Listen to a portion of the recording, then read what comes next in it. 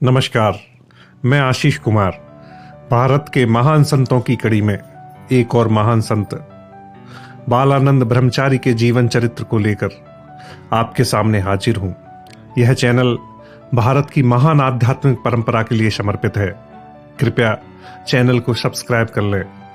बालानंद ब्रह्मचारी का जन्म उज्जैन के एक सारस्वत ब्राह्मण परिवार में हुआ था। बालानंद ब्रह्मचारी के बचपन का नाम पीताम्बर था। परिवार का प्रमुख कार्य पंडिताई था। पुरोहित कर्म और कर्मकांड से घर का खर्चा चलता था। बालानंद ब्रह्मचारी का मन बचपन से ही अध्यात्म की ओर था। जब वे छोटे थे, क्षिप्रा नदी के तट पर स्थित गोरखनाथ की गुफाओं में घूमते हुए अपना पूरा दिन गुजार देते थे। उनका मन किताबी पढ़ाइयों में नहीं लगता था। इस बात से उनकी मां नर्मदाबाई बहुत चिंतित रहती थीं। पीताम्बर के सिर से पिता का साया बचपन में उठ गया। पति की मृत्यु के बाद घर की सारी जिम्मेदारी नर्मदाबाई के कंधों पर आ गई। कमाने वाले मुखिया की मृत्यु के बाद घर की आर्थिक स्थिति ठीक नहीं रही। नर्मदाबाई को चिंता थी, पीताम्बर न तो खेतीबाड़ी में रुचि लेता है और न ही उसका मन अध्ययन में है। वेद शास्त्रों के ज्ञान में भी उसे कोई रुचि नहीं है। वह पिता के पुरोहित कर्म की विरासत को कैसे संभालेगा? इस बात को लेकर नर्मदाबाई अपने पुत्र पीताम्बर को अक्सर डांटती रहती थीं। एक दिन नर्मदाबाई ने नाराज होकर अपने पुत्र से कहा, जब तुम कुछ नहीं करोगे तो क्या साधु बनोगे? मां नर्मदाबाई की बात पीताम्बर के मन को गहरे तक छू गई। इस बात ने पीताम्बर के अंतर्मन के संस्कारों को जगा दिया। संकल्पित मन के साथ पीताम्बर मां के सामने से उठकर चला गया। बालक पीताम्बर ने अपने सारे कपड़े जला दिए, अपने पूरे शरीर पर भस्म लपेट ली। मां के सामने आकर पीताम्बर ने कहा, देखो मां, मैं सचमुच साधु बन गया। बालक पीताम्बर की यह हरकत देखकर मां खूब हंसी। लेकिन पीताम्बर का यह साधु वेश केवल खेल नहीं था, यह उसके आध्यात्मिक संस्कारों की अभिव्यक्ति थी। भविष्य में घटित होने वाली घटनाओं की झलक थी। कुछ दिनों बाद बालक पीताम्बर का उपनयन संस्कार संपन्न हुआ। उपनयन संस्कार के कुछ दिन बाद ही पीताम्बर ने घर त्याग दिया। उस समय पीताम्बर की आयु महज 9 वर्ष थी। मां की ममता भी पीताम्बर को बांध नहीं पाई। 9 साल की उम्र में जब पीताम्बर सारा माया मोह त्याग कर सत्य की तलाश में निकल पड़े थे, तब उन्हें भी नहीं पता था उनकी तलाश कब और कैसे पूरी होगी। वे उदासीन भाव से आगे बढ़ते जा रहे थे। रास्ते में उनकी मुलाकात एक व्यक्ति से हुई। वह व्यक्ति साधु वेश में ठग था। उपनयन संस्कार के समय मिले सोने के आभूषण पीताम्बर ने अपने शरीर पर पहने हुए थे। साधु वेश में मिला ठग बालक पीताम्बर के वेश को देखकर समझ गया, यह बालक घर से भागा हुआ है। पीताम्बर के आभूषणों को देखकर उसके मन में लालच आ गया। उसने पीताम्बर से कहा, बच्चा, तुम्हारे शरीर पर ये आभूषण रहेंगे तो चोर डाकू तुम्हारा पीछा करेंगे। आभूषण पहनकर यात्रा करना ठीक नहीं। आभूषणों को मेरे पास छोड़ दो, लौटते समय ले लेना। बालक पीताम्बर ने निर्विकार भाव से अपने सारे सोने के आभूषण उस ठग को दे दिए। पीताम्बर आगे बढ़ गए। रास्ते में उनकी मुलाकात एक साधु से हुई। वह साधु नर्मदा नदी की परिक्रमा कर रहा था। बालक पीताम्बर साधु महाराज के साथ नर्मदा नदी की परिक्रमा करने लगे।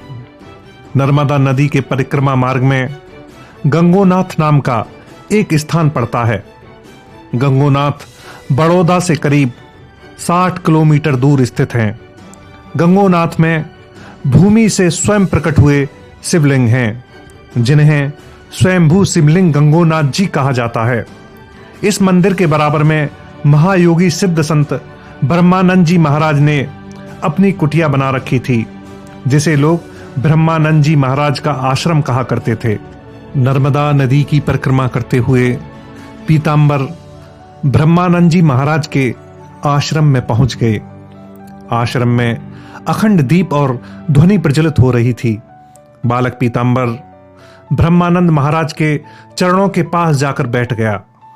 ब्रह्मानंद महाराज के पास बैठते ही पीतांबर की आत्मा जागृत हो उठी। उसने ब्रह्मानंद जी से हाथ जोड़कर निवेदन किया वे उसे अपनी शरण में ले लें। ब्रह्मानंद महाराज जी ने बालक पीतांबर के चेहरे की तरफ देखा।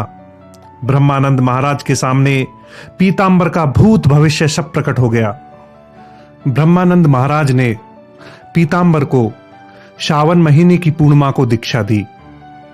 दीक्षा के बाद पीतांबर का नाम पीतांबर से बालानंद ब्रह्मचारी हो गया।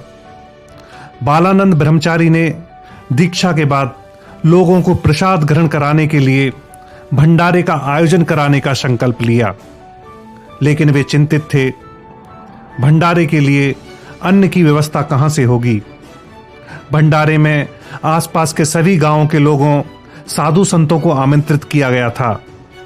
बालानंद के मन की दुविधा को ब्रह्मानंद महाराज भांप गए। उन्होंने बालानंद से कहा, बालक तुम जानते नहीं हो मेरी इस झोली में रिद्धि सिद्धि दोनों हैं। ब्रह्मानंद महाराज के पास एक झोली थी जिसके बारे में लोगों का मानना था महाराज के पास एक करिश्माई झोली है जिसकी बदौलत आश्रम में कभी अन्न का अभाव नहीं होता है। आश्रम में भंडारे होते रहते थे। भंडारों में हजारों लोग भोजन ग्रहण करते थे। साधु संतों के लिए भोजन की व्यवस्था हर समय उपलब्ध रहती थी। बालानंद ब्रह्मचारी की दीक्षा उपरांत विशाल भंडारे का आयोजन किया गया। बालानंद ब्रह्मचारी के मुख पर हर समय एक आकर्षक तेज छाया रहता था। वे अपने व्यक्तित्व से लोगों को सहज ही आकर्षित कर लिया करते थे। बालानंद ने दीक्षा ग्रहण करने के बाद गुरु दक्षिणा के बारे में ब्रह्मानंद जी से पूछा तो वे बोले, सद्गुरु सब प्रकार की कामनाओं वासनाओं से परे होते हैं। उन्होंने बालानंद से कहा, गुरु दक्षिणा रिद्धि में नहीं सिद्धि में है। मैंने जो मंत्र बताया है उसे अपने पुरुषार्थ से सिद्ध करो और आत्मज्ञान प्राप्त करो, वही मेरे लिए असली गुरु दक्षिणा होगी। इसके बाद शुरू हुई बालानंद की कठोर साधना। बालानंद कई वर्षों तक देश के सभी तीर्थ स्थलों और अन्य स्थलों का भ्रमण करते रहे। बीच बीच में वे गुरु ब्रह्मानंद का दर्शन करते रहे। यह सिलसिला ब्रह्मानंद जी महाराज के महाप्रयाण तक चलता रहा। कष्ट साध्य नर्मदा परिक्रमा करते हुए एक दिन बालानंद जी मंडला पहुंचे। उनके साथ एक उदासी साधु थे। दोनों के हाथ में एक एक माला और वस्त्रों आदि जरूरी वस्तुओं की गठरी थी। उन दिनों उस अंचल में चोरों डकैतों की बाढ़ थी। कमिश्नर साहब स्वयं तहकीकात के लिए आए हुए थे। अपने बंगले के पास जब उन्होंने दो नवयुवक साधुओं को देखा तो पकड़वा लिया। छानबीन के दौरान साधुओं की झोली में खंतियां और कुठार पाए गए। कमिश्नर साहब गुस्से में तमतमाते हुए बोले, अब साबित हो गया कि तुम ही लोग सेंधमारी और चोरी डकैती करते हो। बालानंद ने समझाया, साहब इन खंतियों से हम कंदमूल मिट्टी से खोदकर निकालते हैं और कुठार का प्रयोग झोपड़ियां बनाने में करते हैं। लेकिन कमिश्नर के आदेश पर इन लोगों की गठरी की तलाशी होती रही। छानबीन में गांजा और संख्या विष भी मिल गया। कमिश्नर साहब गरजे, तुम लोग केवल चोरी डकैती ही नहीं करते, लोगों को संख्या खिलाकर हत्याएं भी करते हो। तुम लोगों को 3-3 साल की कैद की सजा दी जाएगी। बालानंद ने कमिश्नर साहब को समझाने की कोशिश की। गांजा और संख्या साधुओं के लिए आवश्यक वस्तुएं हैं। इससे साधु लोग जाड़े से बचाव करते हैं। इस पर कमिश्नर ने आदेश दिया, तो संख्या हमारे सामने खाकर दिखाओ। बालानंद की गांठ में संख्या बंधा था। उन्होंने गांठ खोली और सारी संख्या एक ही बार में खा गए। बालानंद ने सोचा अब मृत्यु अनिवार्य है। कमिश्नर के चंगुल से मुक्त होने के बाद उनके बंगले के बाहर बैठकर वे अपने साथ के साधुओं से कहने लगे, मेरे कंठ सूख रहे हैं, आंखों के आगे अंधेरा छा रहा है, जल्द ही मेरा देहांत हो जाएगा। तुम लोगों से अनुरोध है कि प्राण त्यागने के बाद इस शरीर को नर्मदा में प्रवाहित कर देना। बालानंद बेहोश होने लगे, लेकिन उस समय उनके हृदय में नर्मदा मां की ज्योतिर्मयी मूर्ति प्रकट हो उठी। अभयदान देकर देवी क्षण भर में अंतर्ध्यान हो गईं। कुछ ही क्षणों बाद उनका चेतना शून्य शरीर पृथ्वी पर लौट गया। इसी समय कमिश्नर साहब के युवा बेटे की मृत्यु हो गई। वह कुछ समय पहले ही शिकार से लौटकर आया था और घर बैठकर चाय पी रहा था कि अचानक उल्टियां होने लगीं। इससे पहले कि डॉक्टर पहुंचते उसके प्राण पखेरु उड़ गए। कमिश्नर के पुत्र की मृत्यु का समाचार सुनकर एक सज्जन उनसे मिलने आए। बंगले के बाहर एक साधु को अचेत पड़ा हुआ देखा तो उनका माथा ठनका। पूछने पर पता चला कि कमिश्नर के आदेश पर संख्या खाने के बाद इनकी ऐसी दशा हुई है। उक्त सज्जन ने कमिश्नर को समझाया, सर्वत्यागी साधु को इस प्रकार कष्ट देकर आपने अच्छा नहीं किया। चिकित्सा द्वारा इन्हें स्वस्थ करके शीघ्र छोड़ दीजिए। बालानंद की चिकित्सा हुई, वे स्वस्थ हो गए। कई दिनों तक उक्त सज्जन के यहां रहने के बाद पुनः नर्मदा परिक्रमा के लिए निकल पड़े। नर्मदा परिक्रमा के दौरान बालानंद को तमाम देवीय अनुभव हुए। इससे उनका साधक जीवन काफी प्रभावित हुआ। एक बार बालानंद जी कई साधुओं के साथ नर्मदा के पास जंगल में जा रहे थे। धीरे धीरे अंधकार घिरता आ रहा था। शरीर थककर चूर हो गया था। भूख प्यास से सभी साधु बेहाल थे। उन्होंने देखा कि एक महिला गाय के साथ एक वृक्ष के नीचे खड़ी थी। बालानंद जी उसके पास गए और बोले, माई, हम भूख प्यास से बेहाल हैं। हमने इसी वृक्ष के नीचे रात गुजारने का निश्चय किया है। तुम अपने गांव से हमारे लिए खाने पीने का कोई सामग्री लाओ ताकि हमारा पेट भर सके। गाय चरा रही उस महिला ने हंसते हुए कहा, बेटे, चिंता मत करो, हमारी इस गाय के दूध से तुम सभी लोगों की भूख शांत हो जाएगी। तुम लोग बर्तन लेकर खड़े हो जाओ, मैं एक एक कर सभी लोगों के बर्तन दूध से भर देती हूं। माई ने सभी साधुओं के पात्र दूध से भर दिए। सभी ने भरपेट दूध पिया। जब सभी लोगों ने दूध पी लिया तब वह माई अपनी गाय के साथ जंगल में गायब हो गई। इससे सभी साधुओं को हैरत हुई। सब इस निष्कर्ष पर पहुंचे कि वह माई कोई साधारण महिला नहीं थी, साक्षात नर्मदा मां थीं। अपने परिक्रमा काल के दौरान बालानंद महाराज ने कई बार नर्मदा मां के अलौकिक दर्शन प्राप्त किए। देवी ने कई बार उनकी प्राण रक्षा की। एक बार बालानंद जी कामाख्या तीर्थ में पहुंचे। कामाख्या देवी का दर्शन करने के बाद कई दिनों तक पहाड़ के ऊपर साधना में व्यतीत किया। इसके बाद आसपास के क्षेत्रों में भ्रमण करने के दौरान हैजे की बीमारी से पीड़ित हो गए। शरीर बिल्कुल अशक्त हो गया। परमात्मा में ध्यान लगाकर निश्चल पड़े रहे।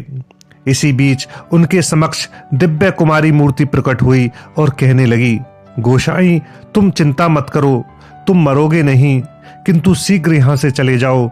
देवी अंतर्ध्यान हो गईं और बालानंद जी गहरी नींद में सो गए। दूसरे दिन नींद टूटी तो उन्होंने स्वयं को एकदम स्वस्थ पाया, लेकिन वे काफी दुर्बल हो चुके थे। किसी तरह उठते बैठते समीप के कुएं पर पहुंचे। वहां उपस्थित लोगों ने बालानंद के सिर पर जल डाला। वे शीतल हुए भूख से व्याकुल थे, पर किसी का दिया हुआ अन्न खा नहीं सकते थे। एक व्यक्ति ने दया करके उन्हीं के लोटे में खिचड़ी चढ़ा दी। खिचड़ी पक जाने पर उन्होंने अपने हाथ से उतारा और भूख मिटाई। एक बार बालानंद जी उत्तराखंड के भ्रमण पर थे। इस बीच एक अद्भुत प्रकार के आकाशाचारी साधु से उनकी भेंट हुई, जो आकाश मार्ग से गमन करते थे। बालानंद जी के शिष्य श्री हेमचंद्र बंदोपाध्याय ने इसका वर्णन इस प्रकार किया है। गुरुदेव कुछ दिनों तक गोमती स्वामी के निकट वास कर रहे थे। वहां दोनों अपने अपने आसन पर बैठे हुए थे, जबकि एक महात्मा ने वहां उपस्थित होकर दोनों को दर्शन दिए। कुछ देर तक बातचीत के बाद साधु वहां से चले गए। कुछ दूर जाने के बाद वे जय गुरुदेव कहकर ताली पीटने लगे। यह सुनकर गुरुदेव और गोमती स्वामी बाहर आए और उस साधु को देखने लगे। दोनों ने देखा कि वे जय गुरुदेव कहकर ताली पीट रहे हैं। इसी समय उनके दोनों पांव जमीन से कुछ ऊपर उठ रहे हैं। ऐसा करते हुए वह साधु महाराज पर्वत शिखर की ओर उड़ने लगे और कुछ क्षणों के बाद वहां से अदृश्य हो गए। यह दृश्य देखकर गुरुदेव चमत्कृत हो गए। उक्त महात्मा का परिचय भली भांति नहीं प्राप्त कर सके, इस बात का उन्हें दुख था। अब अपने आसन पर लौटकर उन्होंने गोमती स्वामी से पूछा, तो उन्होंने बताया इस साधु के बारे में वे स्वयं कुछ ज्यादा नहीं जानते। उन्हें वे नीचे आते और आकाशाचारी होते एक दो बार देखा है। ऊपर किस शिखर पर वे वास करते हैं, किस तरह रहते हैं, बीच बीच में नीचे क्यों उतरते हैं, इस बारे में ज्यादा कुछ नहीं मालूम। आकाश में उड़ रहे उस महात्मा को खेचर सिद्धि प्राप्त थी, जो दो प्रकार से प्राप्त होती है, एक योग के बल से, दूसरे द्रव्य बल से। उन महात्मा ने किस प्रकार यह सिद्धि प्राप्त की थी यह मालूम नहीं। बाद में बालानंद जी एक असामान्य योगी के रूप में ख्यात हुए। उन्हें सिद्धि प्राप्त हुई। बालानंद ब्रह्मचारी अपने शिष्यों को उपदेश दिया करते थे, मक्षिका बन जाएं, अर्थात जहां जो कुछ अध्यात्म अमृत का संचय देखो वहां से अपने भंडार को समृद्ध कर लो। अध्यात्म मार्ग के इस आदर्श का उन्होंने अपने जीवन में पालन किया। बालानंद जी के ऊपर अपने गुरुओं ब्रह्मानंद जी और गौरी शंकर महाराज के अलावा भी कई महापुरुषों का प्रभाव पड़ा था। नर्मदा तट पर साधनारत मार्कंडे महाराज से उन्होंने हठयोग की विभिन्न क्रियाओं का अभ्यास किया था। इसी प्रकार काशी ध्रुवेश्वर मठ के मंडलेश्वर रामगिरी जी से उन्होंने वेदांत के सूक्ष्म तत्वों को आत्मसात किया था। उत्तराखंड के त्रियुगी नारायण में वास कर रहे महात्मा मनसागिरी के पास कुछ समय बिताकर बालानंद जी ने विभिन्न मंत्रों का रहस्य सीखा था। योगी राज श्यामाचरण लाहिड़ी से उन्होंने अध्यात्म के विभिन्न विषयों की जानकारी प्राप्त की थी। इसके बाद बालानंद की ख्याति सभी दिशाओं में फैलने लगी। बहुत से लोग इससे लाभ उठाकर धन्य हुए। इनके सर्वप्रथम शिष्य बने रामाचरण बंदोपाध्याय, जिन्हें राम बाबू भी कहते हैं। राम बाबू के शिष्यत्व ग्रहण करने की कथा ही बड़ी रोचक है। बालानंद जी महाराज कामाख्या से लौटकर बंगाल के विभिन्न भागों का भ्रमण कर रहे थे। एक दिन वे रानाघाट पहुंचे। रामाचरण बाबू वहां के एसडीओ थे। इसी समय वे एक विपत्ति में पड़ गए। रानाघाट के निकट एक ट्रेन दुर्घटना हुई, जिसमें काफी लोग हताहत हुए। राम बाबू पर आरोप लगा कि उन्होंने अपने कर्तव्य का ठीक से पालन नहीं किया। उनकी नौकरी खतरे में पड़ गई। रामाचरण बाबू की माताजी आध्यात्मिक प्रवृत्ति की थीं। एक दिन वह अपने इष्ट देव के चरणों में बैठकर अपने पुत्र के मंगल की कामना कर रही थीं, तो उसी समय उनके अंतर में कोई आवाज आई, भय मत करो, एक साधक तुम्हारे घर आए हैं, इस बार विपत्ति के बादल दूर हो जाएंगे। क्षण भर बाद ही उस वृद्धा ने देखा कि एक जटाजूट वाले साधु उनके घर के भीतर प्रवेश कर रहे हैं। भीतर आकर साधु ने रामचरण बाबू से कहा कि मुझे एक बगछाला चाहिए। मुझे जानकारी हुई है कि आप एक अच्छे शिकारी हैं, इसलिए आपके पास आया हूं। साधु के दिव्य रूप को देखकर राम बाबू आकर्षित हो उठे। एक दो बगछाला उन्होंने साधु को दिखाई, लेकिन उसे कोई बगछाला पसंद नहीं आई। राम बाबू की एक छोटी सी ही मुलाकात उस साधु के साथ हुई थी, लेकिन रात में उस साधु का स्वप्न बार बार आने लगा, जैसे कोई कह रहा हो, अरे इस साधु के द्वारा ही तुम्हारा अभिष्ट सिद्ध होगा, इन्हीं के चरणों का आश्रय ग्रहण करो। राम बाबू बालानंद महाराज जी के चरणों में सपरिवार शरणागत हुए। राम बाबू और उनकी पत्नी ने बालानंद जी से दीक्षा ली। राम बाबू बालानंद जी के परम शिष्य हो गए। एक बार उनके फोड़े का ऑपरेशन हो रहा था। उन्होंने बेहोशी की दवा नहीं सूंघी, केवल गुरु के चरणों का स्मरण करते रहे। इससे पीड़ा का अनुभव बिल्कुल नहीं हुआ। कुछ समय बाद राम बाबू को महाराज जी का एक पत्र मिला।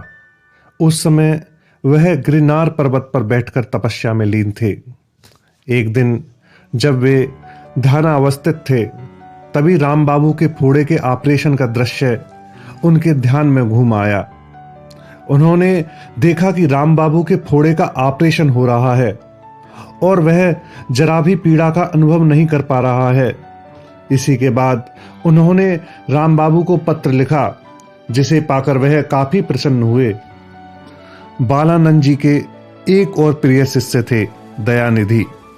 देवघर में महाराज के करबीवाद आश्रम स्थापित होने पर यह शिष्य अपने पुत्र के साथ उसी आश्रम में निवास करने लगे।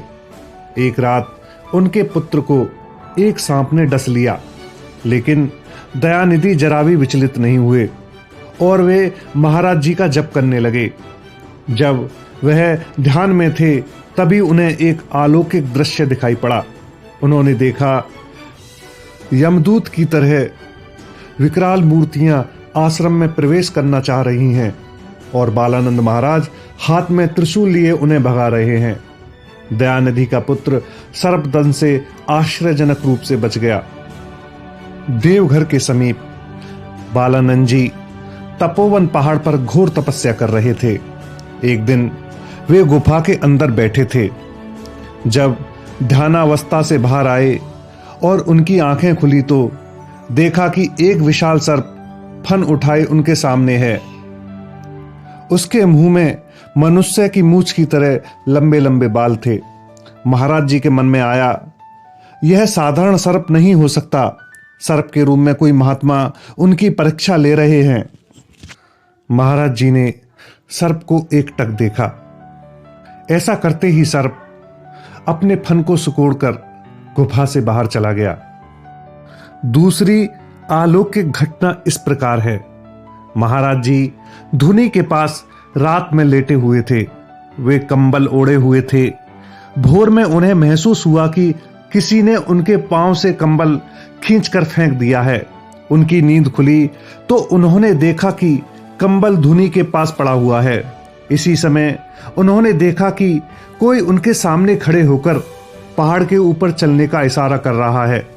महाराज ऊपर चलने लगे। चलते चलते गुफा तक पहुंचे। गुफा में दिन में ताला लगा रहता था, लेकिन वहां जाकर देखा कि गुफा का द्वार खुला हुआ है। जो उन्हें बुलाकर ले गया था वह गुफा में प्रवेश करने लगा। पीछे पीछे महाराज जी भी गुफा में प्रवेश कर गए। गुफा में अंधकार था। महाराज जी अपनी माचिस टटोल रहे थे। तभी गुफा में प्रकाश फैल गया, लेकिन उसे नहीं देखा जा सका जो महाराज जी को लेकर आया था। महाराज जी को चिंता होने लगी, वे उस समय जागृत हैं या सोए हुए। ऐसा सोचते हुए वे समाधिस्थ हो गए। सुबह होने पर जब शिष्यों ने उन्हें धूने के पास नहीं पाया तो ऊपर गुफा में गए। महाराज जी समाधिस्थ थे। उस समय दोपहर का समय था। शिष्यों की आवाज से उनका ध्यान टूटा। राम बाबू के निधन के बाद उनकी धर्मपरायण पत्नी ने करवीवाद आश्रम स्थापित किया, जिसमें रहकर योगेश्वर बालानंद ब्रह्मचारी ने न जाने कितने लोगों का उद्धार किया। उनके दो सन्यासियों मौजागिरी और पूर्णानंद स्वामी यहां आकर महाराज जी के आश्रम में रहने लगे। कृष्ण बंदोपाध्याय, प्राण गोपाल मुखोपाध्याय आदि भक्तों के आगमन के बाद धीरे धीरे शिष्य समाज में महाराज जी का प्रभाव बढ़ने लगा। महाराज जी कहते, चारों परीक्षा में जब शिष्य उतरे तभी गुरु उसको पक्का ठहरे। ये 4 परीक्षाएं थीं: घर्षण, तापन, छेदन और ताड़न। शिष्यों की परख में महाराज जी एक स्वर्णकार की भूमिका में होते थे। पहले उसे कसौटी पर रगड़कर देखते थे कि यह खरा है या नहीं। फिर तापन त्याग की बारी आती थी, यानी तितिक्षा की। अग्नि परीक्षा द्वारा जाना जाता था कि वह निष्कलुषु हुआ है या नहीं। फिर छेदन की प्रक्रिया द्वारा राहा साहा कलुष साफ किया जाता है। इसके बाद उसे अपने अनुकूल ढालने के लिए हथौड़े की चोट या ताड़न की बारी आती है। महाराज जी सन्यासी या ब्रह्मचारी के लिए जितनी कठोरता के पक्षपाती थे, उतने ही गृहस्थ के लिए सहज साध्य मार्ग की बात करते थे। महाराज जी अपने शिष्यों और भक्तों के कल्याण के लिए हमेशा तत्पर रहते थे। बालानंद जी महाराज कलकत्ते के बरानगर में कुछ दिनों से रह रहे थे। उनके वास स्थल के पास भक्तों की सदा भीड़ लगी रहती थी। एक दिन महाराज यतेंद्र मोहन ठाकुर ने अपना प्रतिनिधि भेजकर निवेदन किया कि महाराज जी उनके महल में पधार कर उन्हें कृतार्थ करें। महाराज जी ने परिहास किया, यतेंद्र मोहन महाराज हैं, यह मैंने सुना है। इधर बहुत से लोग मुझे भी महाराज कहते हैं। एक महाराज यदि दूसरे महाराज के पास आए तो इसमें निंदा की कौन सी बात होगी। महाराज यतेंद्र मोहन यदि एक बार स्वयं यहां आए तो बहुत अच्छा होगा। इसके बाद बालानंद जी ने एक सिद्ध महापुरुष की कहानी भक्तजनों को सुनाई। नगर के राजमार्ग पर आसन बिछाकर महात्मा एक दिन बैठे हुए थे। इस समय शोर हुआ कि थोड़ी देर बाद उस अंचल के अधिपति उसी मार्ग से कहीं जाने वाले हैं। महात्मा मार्ग के मध्य में बैठे हुए थे। अग्रगामी सैन्य दल ने सन्यासी को सावधान किया, यहां नहीं बैठ सकते, राजा आ रहे हैं। साधु ने आंख खोलकर केवल इतना कहा, राजा को कह दो यहां एक महाराज बैठे हुए हैं। डरते हुए लोगों ने राजा को खबर दी। पालकी से उतरकर राजा उसी क्षण महात्मा की ओर चल पड़े। महात्मा को प्रणाम करने के बाद बोले, सुना है सरकार भी महाराज हैं, किंतु महाराज की फौज कहाँ है? फौज की क्या जरूरत है? कोई मेरा शत्रु नहीं है। महात्मा ने हंसकर कहा, अच्छी बात है, किंतु खजाना कहाँ है? राजा का दूसरा सवाल था। कोई खर्च नहीं है, फिर खजाने की क्या जरूरत है? मेरे लिए तो स्वदेश भुवन त्रयम, मेरा राजत्व त्रिभुवन में है, तो मैं महाराज नहीं हूं तो क्या हूं? महात्मा ने कहा। राजा ने महात्मा के कथन के मर्म को समझा। उन्हें साष्टांग प्रणाम करके मार्ग के एक तरफ से होकर चले गए। महाराज यतेंद्र सरकार के प्रतिनिधि ने लौटकर यह सारी कहानी महाराज को बता दी। यह सुनकर महाराज लज्जित हुए। इसके बाद वे स्वयं महाराज जी के चरणों में भक्ति भाव से उपस्थित हुए। मेरे जैसे संसारी व्यक्ति का क्या कर्तव्य है?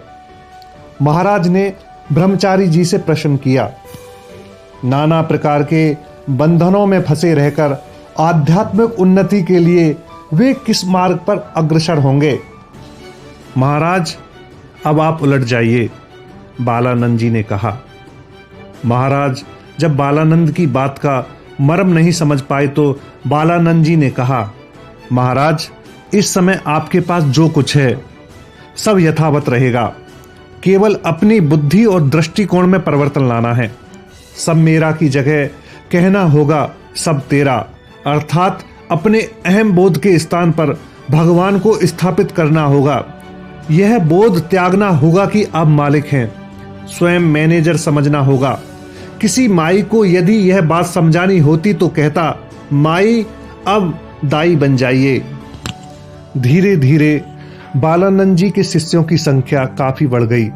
एक समय बालानंद जी अपना कबीरवाद आश्रम छोड़कर वैद्यनाथ धाम में वास कर रहे थे। सन 1936 में वे ब्रह्मलीन हो गए। इस प्रकार 9 साल की अवस्था में उज्जैनी के महाकाल ज्योतिर्लिंग के पादपीठ से जो जीवन यात्रा शुरू हुई थी, वैद्यनाथ ज्योतिर्लिंग की परम सत्ता में विलीन हो गई।